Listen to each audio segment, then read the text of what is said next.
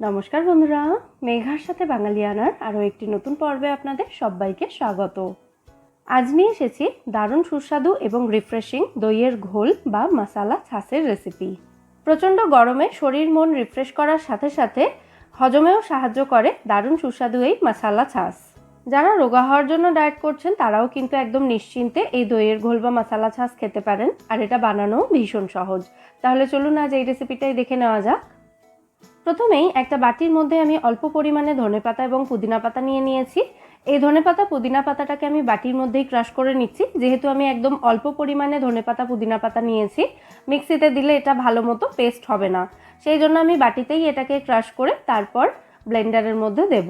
বেশি পরিমাণে বানালে আপনারা কিন্তু মিক্সিতেই এটাকে পেস্ট করে নিতে পারেন। ধনেপাতা পুদিনা পাতা দুটো মিলিয়ে আমি এখানে এক মুঠো মতো নিয়েছি। এগুলোকে ক্রাশ করে নেওয়ার পর এর মধ্যে আমি এক টুকরো কাঁচা লঙ্কা দিয়ে দিচ্ছি। সামান্য একটু কাঁচা লঙ্কা দেওয়া হলে ছাসের ফ্লেভার এবং টেস্ট দুটোই বাড়ে, তবে আপনারা চাইলে কাঁচা লঙ্কাটা স্কিপও করতে পারেন। কাঁচা লঙ্কাটাকেও আমি ধনেপাতা পুদিনা পাতার সঙ্গে বেটে নিয়েছি বা ক্রাশ করে নিয়েছি। এবার মিক্সির ব্লেন্ডিং জারের মধ্যে এই সমস্ত উপকরণ আমি একসাথে দিয়ে দিচ্ছি।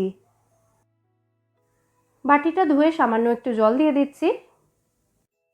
এবার এর মধ্যে দিয়ে দিচ্ছি 100 গ্রাম পরিমাণে টক দই, সাথেই দিয়ে দিচ্ছি স্বাদ অনুযায়ী বিট নুন, এর পরিবর্তে আপনারা রেগুলার নুনও ব্যবহার করতে পারেন।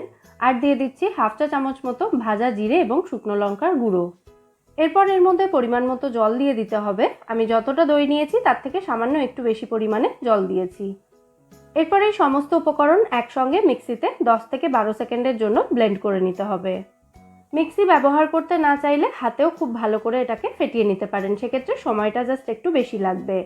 দেখুন আমাদের মশলা ছাস এখানে একদম রেডি হয়ে গেছে ব্লেন্ড করার পর। এবার এটাকে একটা সার্ভিং গ্লাসের মধ্যে ঢেলে দিচ্ছি। ওপর থেকে একটু চাট মশলা ছড়িয়ে দিলাম সার্ভ করার আগে, আর ফ্রেশ পুদিনা পাতা দিয়ে এটাকে একটু সাজিয়ে দিলাম। ব্যাস, আমাদের দারুণ সুস্বাদু দইয়ের ঘোল বা মশলা ছাস এখানে একদম রেডি সার্ভ করার জন্য। আপনারাও বাড়িতে এই রেসিপিটা অবশ্যই ট্রাই করুন এবং আমায় জানাবেন এই রেসিপিটা আপনাদের কেমন লাগলো।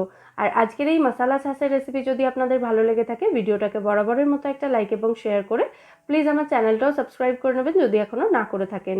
ফিরে আসবো নতুন কোনো রেসিপি নিয়ে। সবাই সুস্থ থাকবেন, ভালো থাকবেন এবং সবাইকে খুব ভালো রাখবেন।